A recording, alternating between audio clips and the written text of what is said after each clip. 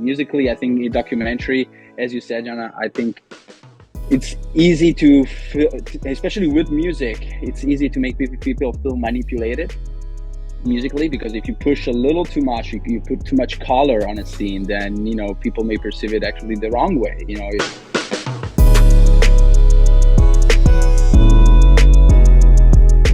Hi, Melinda. Hi, Dario. Hi. Hi. Thank you so much for your time. A pleasure to be talking to you both about the documentary. We live here, the Midwest. So I'm going to start with you, Melinda. What was like the inspiration, or what this idea came from for the documentary? Well, actually, I've been working on a little project for a nonprofit about LGBTQ families. And it was really fun. Marriage equality had passed. This was a while back. And then things shifted here with the 2016 election. And there was suddenly such a backlash, such a backlash. And it was very scary and very threatening. And I thought, gosh, this is the time to really make a documentary and look at how these families are doing. So that was the impetus, I would say. Yeah, and for you, Dario, uh, how did you got involved in the project? So I got a call from the editor on the documentary, Lindsay, which we met before, and she was aware of my work. So she called out and said, "Hey, are you interested in working on this documentary?" And then I met Melinda and David. So we had a little talk about the documentary and the music that they, you know, that we could create, that they liked, that we could do, and so on. That's how it all started. Melinda, they like to do a documentary like this. I think you need to find the perfect families, the perfect subjects, and to gain their trust. I think it's very important because I think you have their responsibility to tell the truth of the story, because sometimes I already talked to other subjects that the people sometimes are deceived from other not the filmmakers that did the documentary, but people think that, oh, we're gonna go to their route and then change the course. How was that this dynamic with the subjects for them to trust you? And David, right?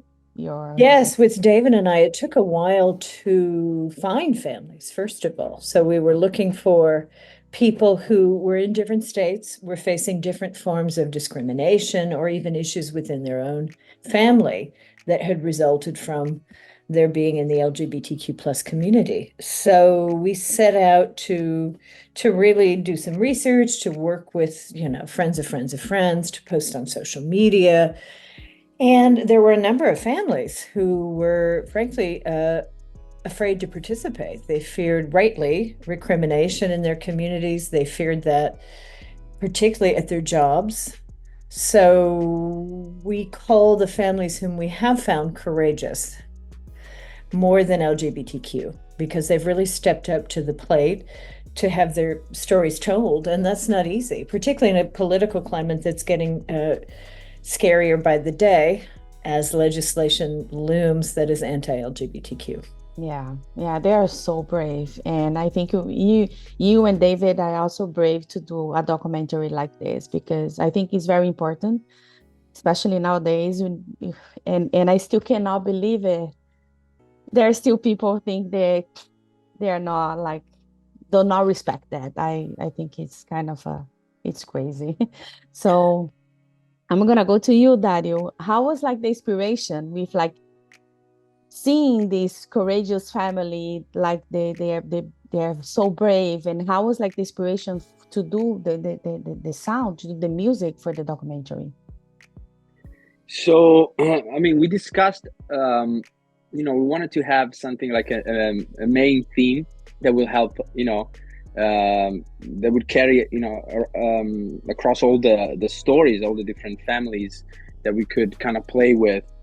And it had to be a theme that, you know, was trying to get something that was warm, that was, you know, that would play a little bit of the, you know, using traditional instruments. So there's, you know, of the Midwest. So we had a lot of, recorded a lot of electric guitars, acoustic guitars, dobros, a lot of acoustic instrumentation, but also kind of play a little bit with you know, the modernity of it all. So we also wanted to include some like a more modern production. So we discussed, having drum machines and certain sounds that are more modern, like synths, or even, more appropriate for the cinematic and storytelling world. So that was the idea, kind of to blend these two things, because that's kind of what the story is about, kind of the two worlds, the traditional and the more modern world of how things are changing. And the stories, obviously, they inspire me a lot.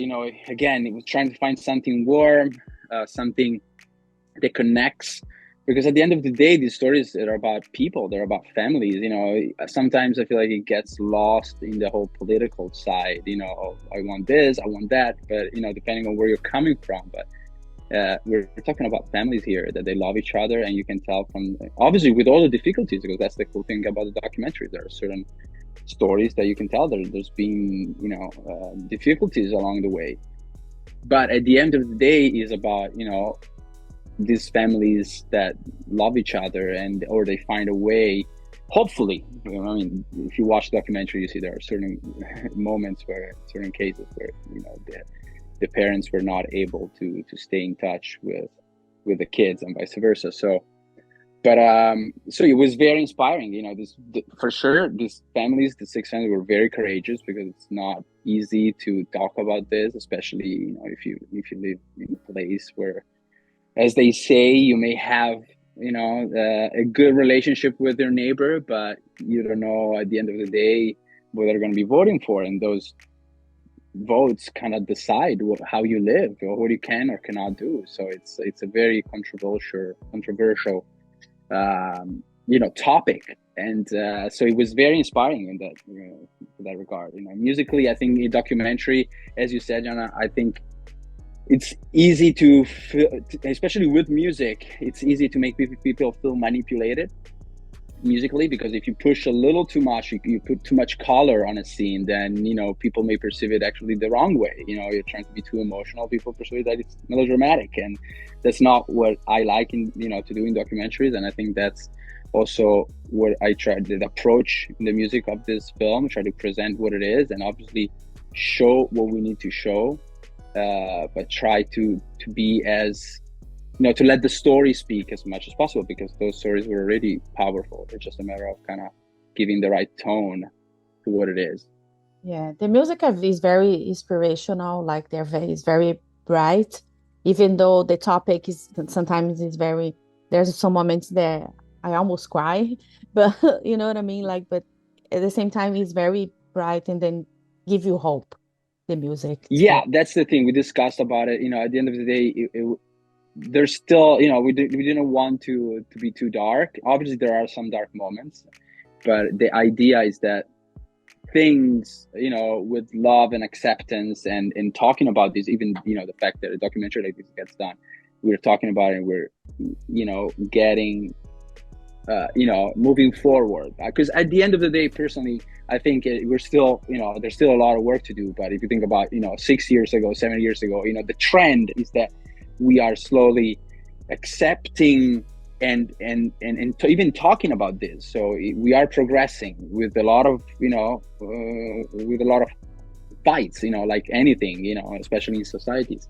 But so the idea is that this is hopeful, and that should be also the feeling underlying the whole conversation. We are getting out of it. It's just a matter of talking about this and making people feel and think about this this subject. That's right. Coming back to you, Melinda, you mentioned about the subject was very hard to find the subjects and this and that, but what was like the biggest challenge? I think doing a documentary, you might have everything might be a challenge, but what was your biggest challenge?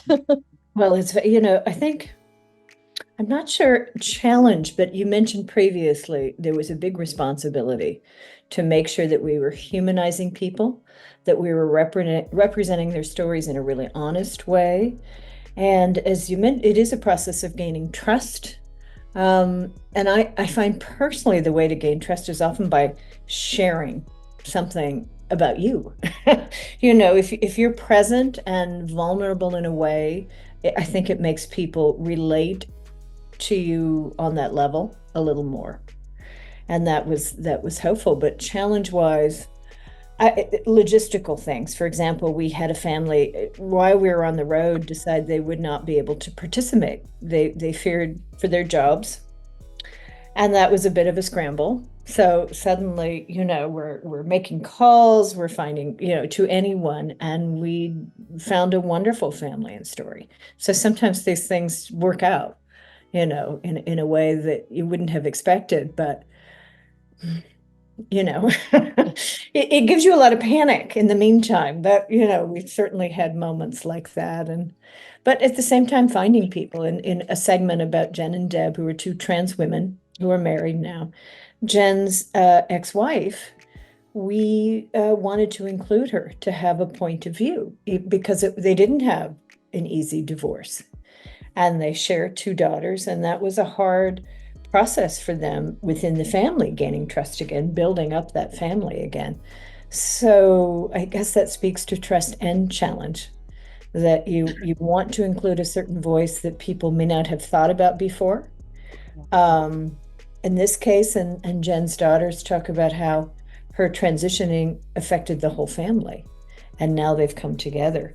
But I want to say too, on a separate level, Dario nailed it creatively on the music end. He really did. We talked, David, my producing partner, and I talked to him about it right from the get-go. And as you said, Dario, music you can push an emotion a little too more, and we didn't want to do that. The goal was to really humanize this. It's not an issue-driven film. It's a people-driven film and story-driven film, and hopefully entertaining film. You can be entertained by a multiplicity of emotions. So there are a lot of different emotions. Yes, people do want to cry sometimes, when you're hearing about loss. On the other hand, as you mentioned, there's a lot of joy. So, how do you find a musical balance with that gives hope while still feeling cinematic and not pushing it in a way that could be, I don't know, just not be in the right tone, literally. So yes, Dario really nailed that immediately, and and brought the film emotionally together on a whole nother level that's so important. Yeah, no, it is. And that family, Jen and Debbie, they're the part that I almost cry, because the girls, they said, they're getting divorced, I'm losing my dad. But at the same time, I understand what Jen was going through, right? Mm-hmm. Because she wants to be herself. So it was kind of a mixed feelings. I was like, it's amazing, but the music helped a lot with hope, with a lot of things. And Melinda, you mentioned that the question is for both of you. You mentioned already that it was right now is the right moment to do a documentary like this for you. Well, it became the right moment, in 2016 with that election and feeling that backlash, and it's even more the right moment. We filmed a year and a half ago, our families, and they are more afraid now than they were at the time of filming. So as we face another election this coming up, it feels crucial to be aware. And it's interesting, we had a premiere a few weeks ago in LA, and my partner brought her cousin, who is a big Trump supporter.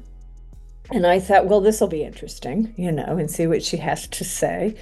And she's a lovely person, and she loves us. However, she votes in a way that supports legislation that does not support us. So there's a bit of a contradiction there. But after, she sent me a text, and she said, I really enjoyed the film, and it was emotional, and I enjoyed the stories. And then she said, and it made me think I have to think about this community more and be more respectful and think of these issues more. And I thought that was the right order.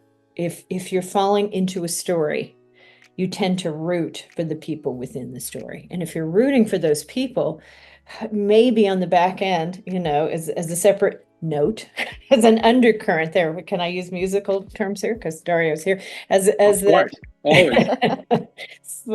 Behind that is something that, if if some realization comes through because of the storytelling and because of humanizing people, that's fantastic. And that's why it feels prescient right now. It feels like, okay, we're hopefully a smaller film that can have some greater impact. And for you, Dario, the questions are slightly different. Like, why is it important for you to be part of a project like this? I mean, it's always a pleasure. I mean, as a composer, you wanna write music or be involved in projects that they entertain. I mean, you're here, it is entertainment, but as Melinda said, it's good to have a purpose, to find stories that are kind of bigger or go beyond just entertaining for the sake of entertaining. Nothing wrong with that, but I think that if you can work on a project where it's entertaining for when you watch it, and then but you can still walk away with it, with something. I think those are the most valuable projects. And I think when I watched the documentary, I was really touched by certain stories, and I was really somebody that was empathizing with the community in a way. And I remember especially that last segment. It's very complex, and I was sure that people, I mean, I'm not sure, but I hope that at the time that people would, even people that were coming from another side, would understand what we're talking about, that these are people, these are real things happening. And obviously certain people vote more for the economic aspect, and some people vote more for the social aspect. And obviously there, Republicans, for example, or a lot of people that vote for Republican. I don't want to get political here, but the ones that I know, they vote more for the economical side of things, and not thinking about the social side.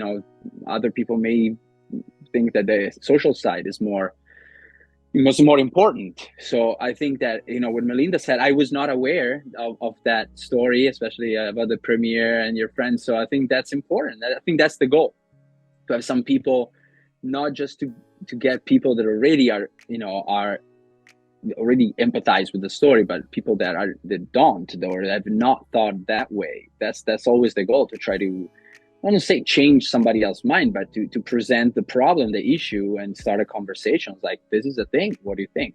And I think this documentary does it. It presents certain issues, and hopefully a lot of people are going to watch it and just think about it, because I think already that's an important thing to progress. Yeah, even though we disagree in some stuff, at least respect them, have like empathize with the stories. And sometimes I feel that people don't do that, you know what I mean, just because they think differently. Oh my God, I'm not gonna be your friend, I'm not gonna talk to you, you know what I mean, something like that. But in this case, you have like real story. I mean, you can talk, you can see, like, what do you think about this story? Because if you talk about, let's talk about an issue, and LGBTQ community, it may be even too big. But like, what if we talk about these stories? These are different scenarios in the queer spectrum. These are real stories. These are things that are happening there right now. What do you think about this? I think that's the approach. It's amazing. It's I really enjoy watching. I think you guys got the tone of things, the way that to tell the story. Melinda and David, I think you guys nailed. The music is really cool. So for us to wrap it up, Melinda, are you working already in your next documentary? Well, we are hopeful, David and I, that we can continue with this series. Pardon me. We would love to go to the southern part of the United States, particularly given very different issues that families are facing. And again, I don't think people are necessarily against a community. If they are, they're extremists, and they have comments without even watching the film. But it's the people who you just want, if you're aware, if you become aware through storytelling and relating to people, I think it's hard to become not aware again. That's it. You've grown, and it's hard to shrink back down. So, and it kind of sneaks in the back door. And I think that that's a good thing. And if we can continue that with similar stories but facing often very different issues in the southern states, we would love to do that, David and I, very much so. That's good. And you, Dario, are you already working your next TV show, Always. documentary, feature film, Yeah, I have a couple concert.